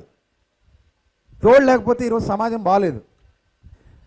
తోడు లేకపోతే రేపులు జరుగుతున్నాయి, కిడ్నాపులు జరుగుతున్నాయి. ఎక్కడికైనా వెళ్ళాలంటే మనకు తోడు ఉండాలి, మనకంటూ ఒకరు ఉండాలి. అంతే కదా, మనకంటూ ఒకరు ఉండాలి. మనకంటూ ఒకరు లేకుండా ఆటోలో అర్ధరాత్రి ప్రయాణం చేశారండి, చూద్దాం. మీరే చాలా మృగాలు మీ వెంట పడతాయా? పడవా? చిన్నపిల్లల్ని వదలట్లేదు నీచులు. వృద్ధుల్ని కూడా వదలట్లేదు కామాంధులు. మీరు బయట అర్ధరాత్రి గాంధీ గారు చెప్పినట్టు ఆడది అర్ధరాత్రి ఒంటరిగా తిరిగినప్పుడే మనకు నిజమైన స్వాతంత్రం అని చెప్పి ఆయన చనిపోయారు. ఆయన లెక్కల ప్రకారం ఇప్పుడు కాదు ఇంకో 10 ఏళ్ళైనా స్వాతంత్రం రాదు, ఇంకో 100 ఏళ్ళైనా స్వాతంత్రం వచ్చేలా లేదు. కాబట్టి మీరు బయటికి వెళ్ళినా ఎక్కడికి వెళ్ళినా మీకు ఒక తోడు కావాలి. ఆ తోడు లేకపోతే ఈ సమాజంలో క్రూర మృగాల బారిన పడతాం. అదే మీతో మీ తండ్రి ఉన్నాడు అనుకోండి, ఎంత ధైర్యం. తండ్రి ఉంటే చాలా ధైర్యం కదా. మా నాన్న వస్తున్నాడు కూడా. నేను ట్యూషన్ నుంచి ఇంటికి వచ్చేటప్పుడు, కాలేజీ నుంచి ఇంటికి వచ్చేటప్పుడు, స్కూల్ నుంచి ఎక్కడికైనా వెళ్ళి లేట్ అయితే వచ్చేప్పుడు, ఎక్కడికైనా బయటికి వెళ్ళి రావాలనుకున్నప్పుడు వెంట వచ్చేది ఎవరు? మై ఫాదర్, మా నాన్న. ఇప్పుడు మా నాన్నే తోడుగా వచ్చాడని వాళ్ళు చేయొద్దండి. మా నాన్నే తోడుగా వచ్చాడన్నోళ్ళు వివాహితలు. నేను అడిగేది వివాహమైన స్త్రీలను ఉద్దేశించి. మా నాన్నే తోడుగా వచ్చాడన్న వాళ్ళు ఎవరు ఉన్నారు ఇక్కడ? ఎవ్వరు లేరు. నా భర్త వచ్చాడన్న వాళ్ళు మాత్రం చాలామంది ఉంటారు. ఎవరు కారులో వచ్చావు? నా భర్త కారులో. ఎవరు బైక్లో వచ్చావు? నా భర్త బైక్లో. ఎవరు తీసుకొచ్చారు ఆటోలో? మా ఆయన. సో ఒక బాధ్యత గల భర్త తన భార్య చూపించే ప్రేమను బట్టి ఖచ్చితంగా ఆమె వైపు ఆకర్షింపబడతాడు అని బైబిల్ సెలవిస్తోంది. అదే చదువుదాం ఇప్పుడు. పేతురు గారు రాసినటువంటి పత్రిక, మొదటి పత్రిక 3వ అధ్యాయం. పేతురు గారు రాసిన మొదటి పత్రిక 3వ అధ్యాయం మొదటి నుంచి చదివేద్దాం. అటువలే స్త్రీలారా, మీరు మీ స్వపురుషులకు లోబడి ఉండుడి. అందువలన వారిలో ఎవరైనను వాక్యమునకు విధేయులైతే,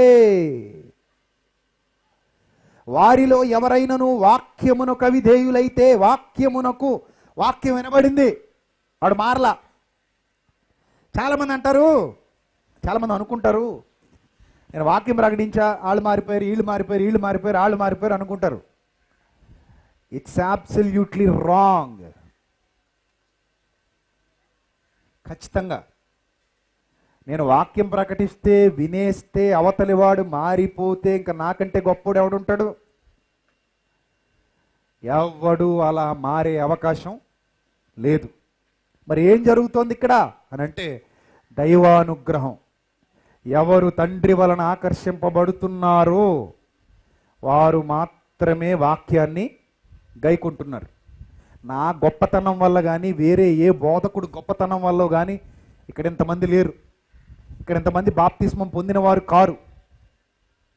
అపోస్తలులు వాక్యం అంతటా ప్రకటించిరి, కానీ అందరూ మారలా. అనుదినము మారు మనసు పొందిన వారిని ప్రభువు వారితో చేర్చుచుండెను. ఆ క్రెడిట్ ఎవరిది? ప్రభువుది. అందుకే ప్రకటించడం వరకు మాత్రమే మనకు తెలుసు, ప్రకటించాక అక్కడ ఏం జరుగుతుందో మనకు తెలీదు. సో ఇది మన గొప్పతనం కాదు, దైవానుగ్రహం. నా తండ్రి వారిని ఆకర్షించితేనే కానీ వాడు నా యొద్దకు రాలేడు. ఇది మన వల్ల కాదు. నువ్వు కేవలం ప్రకటించి పో, అంతే.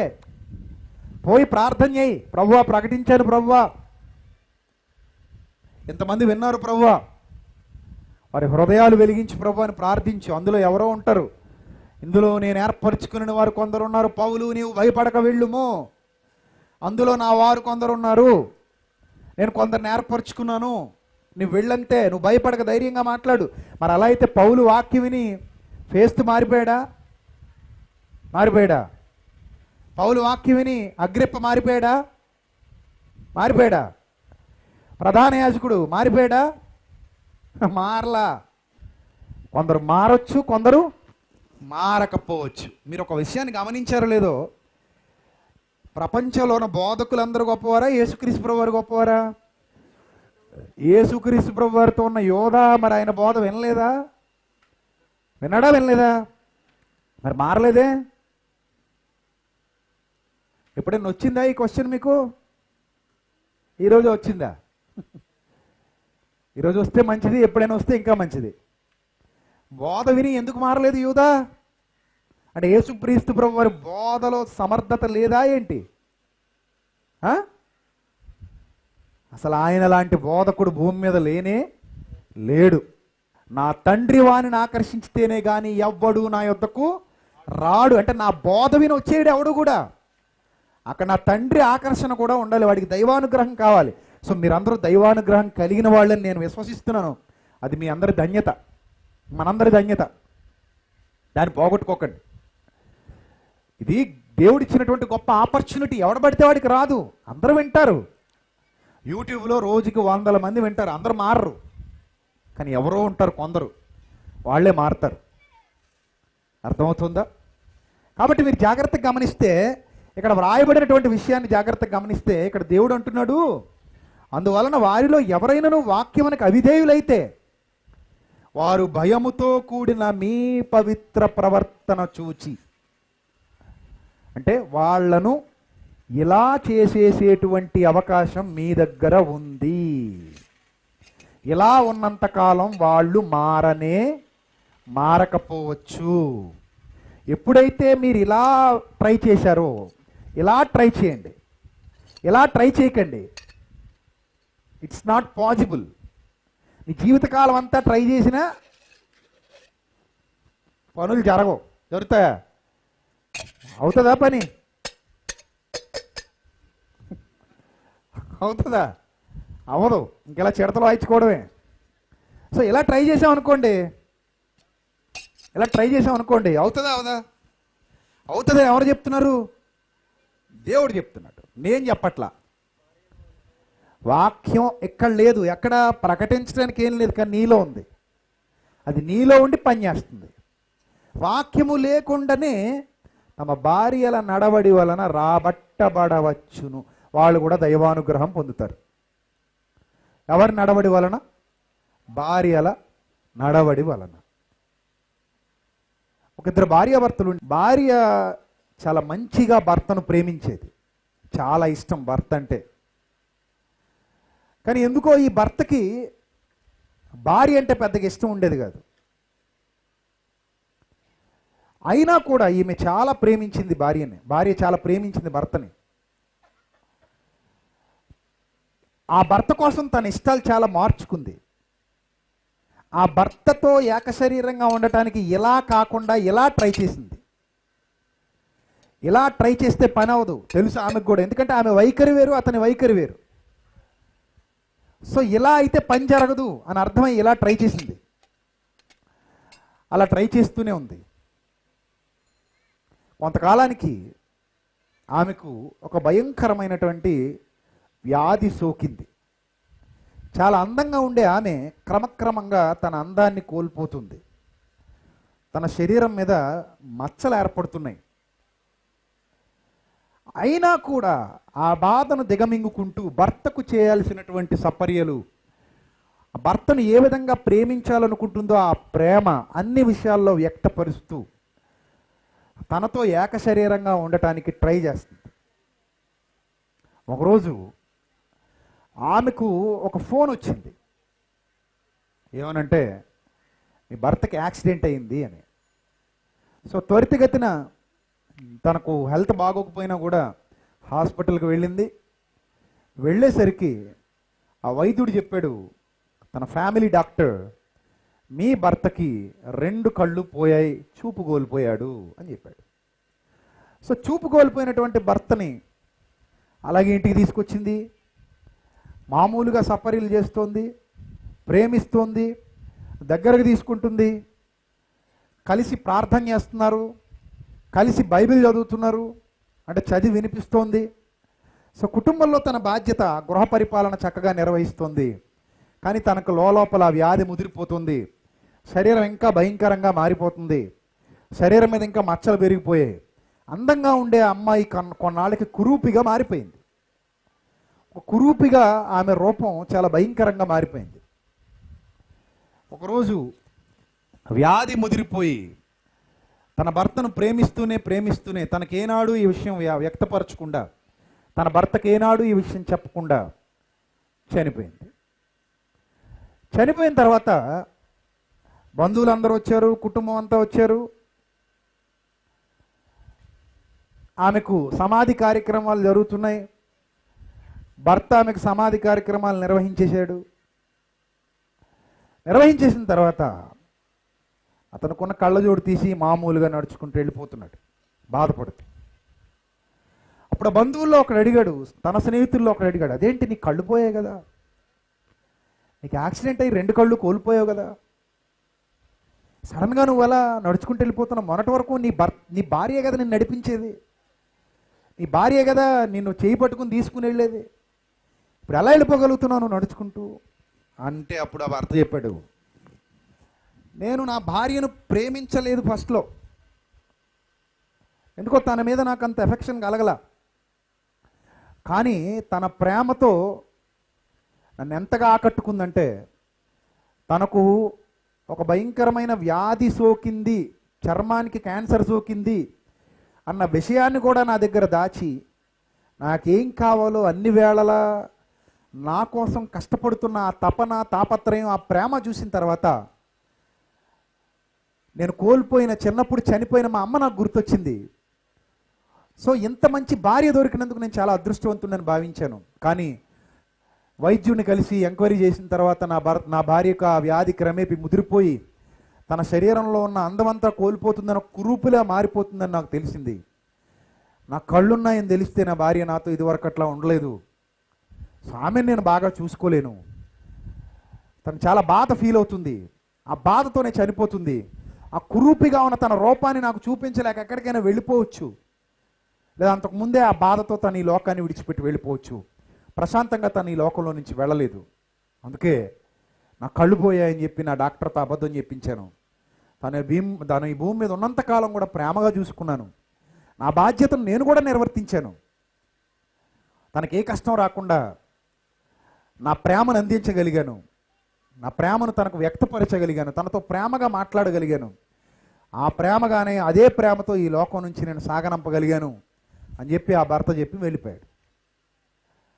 సో ఇక్కడ మనకి ఏమర్థం అవుతుందంటే తనను ప్రేమించలేని ఒక వ్యక్తిని కూడా, తన మీద ప్రేమ లేని ఒక వ్యక్తిని కూడా ఇలా ట్రై చేసి తన మార్గంలోనికి తెచ్చుకోవడం వీలవుతుంది అని దేవుడు చెప్తున్నాడు. వాక్యము లేకుండానే తమ భర్తల నడవడి వలన రాబట్టబడవచ్చును అంటున్నాడు. దానికి ఏం కావాలి అంటే సాధు అయినట్టు మృదువు అయినట్టు గుణమును అక్షయాలంకారము, మీ హృదయపు అంతరంగ స్వభావము, ఆ ఒక్క క్యారెక్టర్ మీలో డెవలప్ చేసుకుంటే మీ భర్త మీ చుట్టూనే తిరుగుతాడు, వారితో మీరు ఒక చక్కటి సంబంధాన్ని కొనసాగించగలుగుతారు. ఎందుకంటే మీ తండ్రి కష్టాన్ని గుర్తించారు కాబట్టి ఆయన మీద మీకంటూ ఒక విలువ ఏర్పడింది. మీ భర్త కష్టాన్ని కూడా మీరు గుర్తించగలిగితే అతని మీద కూడా మీకు ఒక విలువ ఏర్పడుతుంది. ఎప్పుడైతే మీకు ఆ విలువ ఏర్పడుతుందో అతనికి ఇవ్వాల్సిన గౌరవాన్ని, ప్రేమను మీరు పంచగలుగుతారు. అలా ఎప్పుడైతే మీరు పంచటం ప్రారంభించారో ఆ వ్యక్తిలో మార్పు క్రమక్రమంగా మొదలవుతుంది. ఒక్కసారి ఆ మార్పు మొదలయ్యింది అంటే అది ఆగదు, ఖచ్చితంగా ముందుకే సాగుతుంది అని దేవుని వాక్యం సెలవిస్తోంది. ఇక ఆ తర్వాత అంటాడు, అటువలే పూర్వము దేవుని ఆశ్రయించిన పరిశుద్ధ స్త్రీలును, అటువలే పూర్వము దేవుని ఆశ్రయించినటువంటి పరిశుద్ధ స్త్రీలును తమ స్వపురుషులకు లోబడి ఉండుట చేత తమ్మును తాము అలంకరించుకొనురి అన్నాడు. చూసారా, తమ స్వపురుషులకు లోబడి ఉండుట చేత తమ్మును తాము ఏం చేశారట, అలంకరించుకున్నారు. కాబట్టి ఇప్పుడు ఫైనల్గా నేను నా పాయింట్కి వచ్చేస్తున్నాను, కన్క్లూజన్కి వచ్చేస్తున్నాను. మీ కుటుంబం హ్యాపీగా ముందుకు కొనసాగాలి అంటే అది కొంతకాలమే, మళ్ళీ ఎక్కువ కాలం ఉండదు. నీ భర్తతో నువ్వు ఇంకెంతకాలం ఉంటావు అనుకుంటున్నావు? మహా అయితే ఇంకో 10 ఏళ్ళు లేదా 20 ఏళ్ళు లేదా ఇంకో 30 ఏళ్ళు. ఏది ఆరోగ్యం బాగుంటే, ప్రమాదాలు ఏం జరగకపోతే, చక్కగా అన్నీ హ్యాపీగా కొనసాగితే ఇంకో 10 ఏళ్ళు లేదా 30 ఏళ్ళు ఉండొచ్చు. తర్వాత నీ భర్త నీకు కనబడకుండా పోతాడు, నువ్వు వెతుకుదామన్నా దొరకడు. ఇక్కడ అలా భర్తను కోల్పోయిన స్త్రీలు కూడా చాలామంది ఉన్నారు. మీరు ఇప్పుడు వెతికినా మీ భర్త మీకు దొరకడు, కనబడ్డు, కొంతకాలమే అయిపోయింది, వెళ్ళిపోయాడు. సో అలా మన భర్త లేదా మన భార్య మనల్ని విడిచిపెట్టి వెళ్ళిపోతారు. ఈ ఉన్న కొంతకాలంలో వాళ్ళతో మనం మెయింటైన్ చేసేటువంటి రిలేషన్షిప్ అది చాలా ఇంపార్టెంట్. ఆ రిలేషన్షిప్ చక్కగా మెయింటైన్ చేస్తే పిల్లలు ఎంత బాగుంటారో తెలుసా? పిల్లల ఆలోచన విధానం ఎంత బాగుంటుందో తెలుసా? పిల్లలు ఎంత చక్కటి వైఖరి డెవలప్ చేసుకుంటారో తెలుసా? పిల్లలు ఎంత చక్కగా ఎదుగుతారో తెలుసా? చాలా చక్కగా ఎదుగుతారు. ఇప్పుడు మరి వీళ్ళు ఈ రెండు పర్సనాలిటీస్ని కలపాలంటే ఏం చేయాలి? కాంప్రమైజ్ అవ్వాలి. ఎలా కాంప్రమైజ్ అవ్వాలి అని అంటే, ఇందులోనిది ఇందులో పోసేసుకుని ఇది ఇందులో ఇమిడిపోవాలి. అర్థమైందా? చాలా సింపుల్ కదా. లేదు ఇది ఇందులోనే ఉంటుంది, నేను ఇమిడిపోతానంటే అది అంతా ఒలికిపోద్ది. అది ఒలికిపోవాలంతే అంటే కుదరదు. ఎందుకంటే అది తరాల నుండి డెవలప్ అవుతూ వస్తున్నటువంటి వైఖరి, దాన్ని ఒలకపోసేయటం కుదరదు. అలా అని ఇందులో ఉన్నదంతా ఒలికిపోవాలంతే అంటే అది కుదరదు. మరి ఇక్కడ పరిష్కారం ఏంటి? రెండు మిక్స్ అయిపోతే ఏ ఇబ్బంది లేదు. అలా మిక్స్ చేసి ఒక దాంట్లో ఒకటి కూర్చోబెట్టేస్తే రెండు విభిన్న వైఖరుల మధ్య సమన్వయం కుదిరింది. రెండు విభిన్న వైఖరుల మధ్య సమన్వయం కుదిరితే ఆ కుటుంబం ఎంత హ్యాపీగా ఉంటుందో తెలుసా?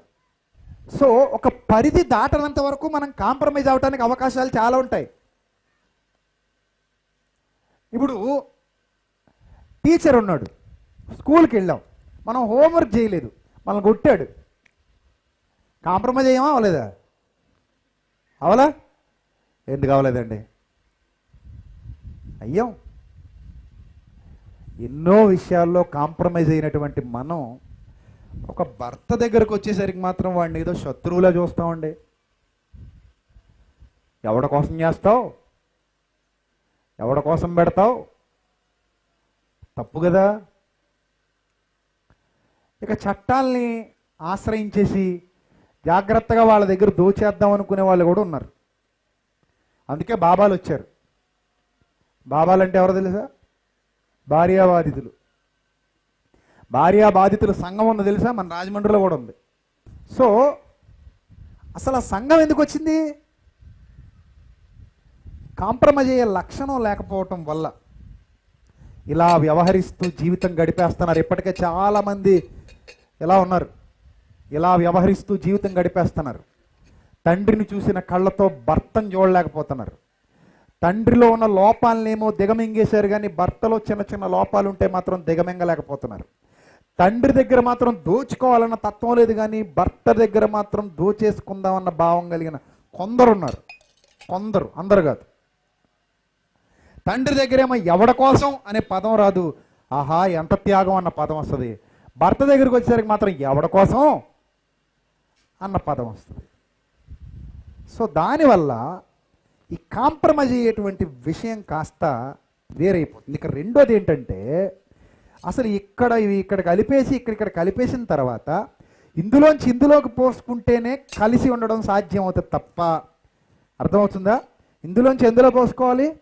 ఇందులో పోసుకుంటేనే హ్యాపీగా ఉండగలం తప్ప, ఇందులో ఉన్నదాన్ని ఇందులోనే ఉంచేసి మనం ఏం చేస్తాం తెలుసా? ఫైనల్గా మనం ఏం చేస్తాం తెలుసా? ప్రాబ్లం వచ్చింది మనకి. ప్రాబ్లం వస్తే పార్ట్నర్తో సాల్వ్ చేసుకోవాలా, ఎవరినో పిలిచి సాల్వ్ చేసుకోవాలా? ఎవరిని పిలిచి సాల్వ్ చేసుకోవాలి? పార్ట్నర్తోనే సాల్వ్ చేసుకోవాలి. కానీ అలా చేయకుండా మనం ఏం చేస్తామంటే, అక్క అని అక్కకు ఫోన్ చేస్తాం.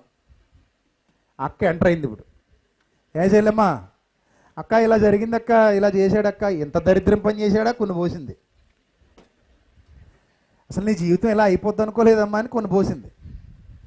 తర్వాత అక్కతో ఆకుండా ఎవరికో స్నేహితురాలకు కూడా ఫోన్ చేస్తే, ఆ స్నేహితురాలు పావుగంట మాట్లాడి, అమ్మ దుర్మార్గుడు ఇలా అయిందా, అది చాలా దారుణం అమ్మా, అసలు ఇంత చండాలంగా ఉంటుందని నేను ఎక్స్పెక్ట్ చేయలేదు, నీ జీవితం ఎలా అయిపోయింది, మేము అందరం బాగానే ఉన్నాం, పోసింది. సో ఇక్కడ ఆకుండా అమ్మకు ఫోన్ చేసింది, నీ తలరాతమ్మా, ఏం చేస్తామమ్మా, ఇంత చండాలంగా ఉంటుందని అసలు అనుకున్నామమ్మా, నీ తలరాత అలా కాలిందమ్మా, దరిద్రుడి చేతిలో పెట్టావమ్మా, నేను పట్టుకెళ్ళి పోసింది. ఇంకెవరన్నా ఉన్నారా? తమ్ముడికి ఫోన్ చేసింది, అరే తమ్ముడు ఇలా ఉందరా పరిస్థితి. అక్క సాయంత్రం ఇంటికి వస్తున్నాను అక్క, తేల్చేద్దాం అక్క తాడో పేడో, చూసుకుందాం అసలు మన ప్రతాపమో ఆడి ప్రతాపమో చూసుకుందాం అక్క.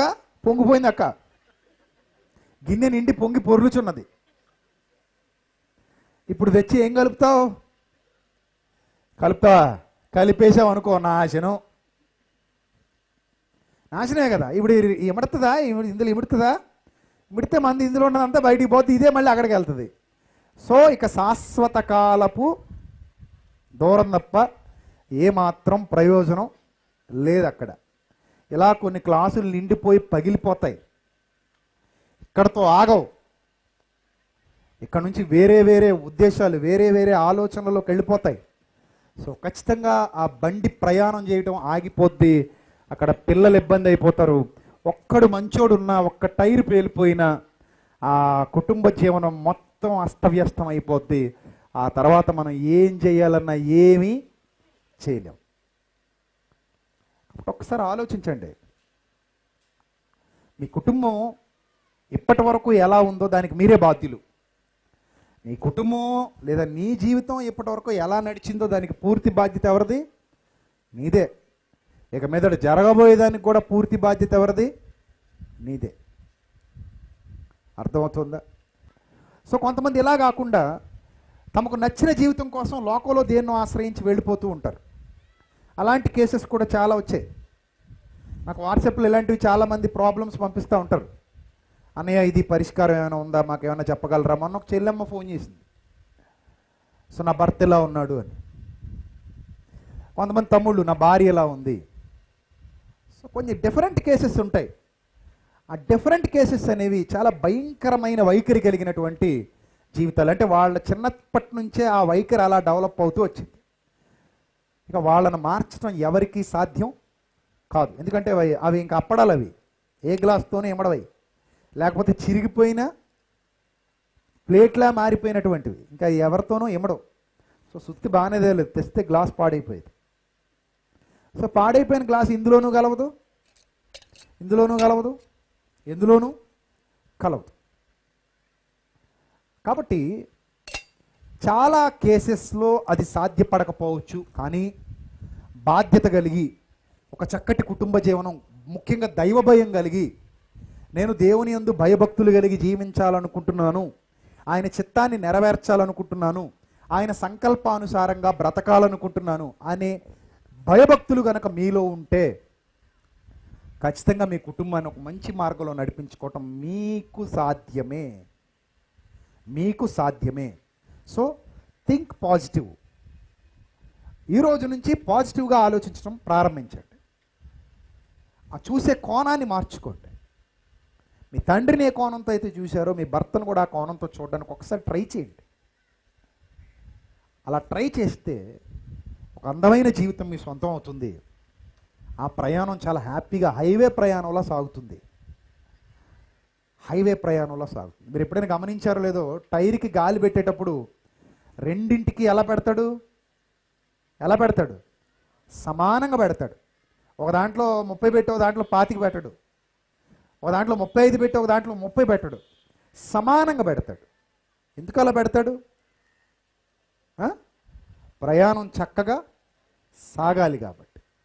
సో ప్రియమైన అక్క చెల్లెమ్మలు, మీదే బాధ్యత. ఇక మీదట దేవుని వాక్యం ఏదైతే సెలవిస్తుందో దాన్ని మీకు చక్కగా ఎక్స్ప్లెయిన్ చేసి మీ కుటుంబాన్ని కట్టాలన్నదే నా యొక్క తాపత్రయం. ఎందుకంటే మీ కుటుంబాలు సాతానుకు అవకాశం ఇచ్చి పాడైపోకూడదు. ఆ బాధ అనుభవించిన వాడిగా నాకు తెలుసు. సో ఎప్పుడు కూడా మీ కుటుంబాలు బాగుండాలని మనస్ఫూర్తిగా కోరుకునేటువంటి వ్యక్తిగా, మీ కుటుంబాలు చక్కగా దేవునిలో వర్ధిల్లాలని మనస్ఫూర్తిగా కోరుకునేటువంటి వ్యక్తిగా, నా అక్క చెల్లెమ్మలుగా మీరు ఎలా ఉంటే మీ కుటుంబం సంక్షేమాన్ని అనుభవిస్తుందో, సంతోషాన్ని అనుభవిస్తుందో, రేపొద్దున మీ పిల్లలు ఒక అందమైన జీవితాన్ని ఎలా జీవించగలుగుతారో, ఒక చక్కటి వైఖరి ఎలా డెవలప్ చేసుకోగలుగుతారో మీకు చెప్పడం కోసం ఈ విధంగా ఎంతసేపు నేను క్లాస్ తీసుకోవడం జరిగింది. ఓపిక్గా విన్నందుకు మీ అందరికీ నా హృదయపూర్వకమైనటువంటి వందనములు తెలియజేస్తూ, ఈ వాక్యాన్ని మీ హృదయంలో భద్రం చేసుకొని చాలా జాగ్రత్తగా మీకు అనుకూలంగా మీ జీవితాన్ని మీరే మలుచుకోవాలని ప్రేమపూర్వకంగా మీ అందరికీ తెలియజేస్తూ నా మాటలు ముగిస్తున్నాను. ప్రార్థన చేసుకుంటాను. క్రీస్తునందు మమ్మల్ని అధికముగా ప్రేమించిన మా కన్న తండ్రి, సర్వకృపానిధి, ఇంతవరకు విలువైన మీ జ్ఞానాన్ని మాకు ఉపదేశించినందుకు స్తోత్రం తండ్రి. ప్రభా, మీ పిల్లలు కేవలం విని విడిచిపెట్టేవారుగా కాకుండా నా మాటల ప్రకారంగా ప్రవర్తించగలిగే భాగ్యాన్ని మా అందరికీ అనుగ్రహించండి. ప్రభా, మీ సన్నిధి కాంతిలో మీ సన్నిధాన వర్తులుగా నిలువబెట్టండి. మీ సత్యవాక్యాన్ని గైకొని దాన్ని అవలంబించినట్లుగా సహాయం చేయమని, మీ పిల్లలందరినీ బలపరచమని, స్థిరపరచమని క్రీస్తునామంలో ఈ ప్రార్థన మనం అడిగి వేడుకొనిచున్నాం మా కన్న తండ్రి. ఆమెన్. అందరికీ వందనాలు.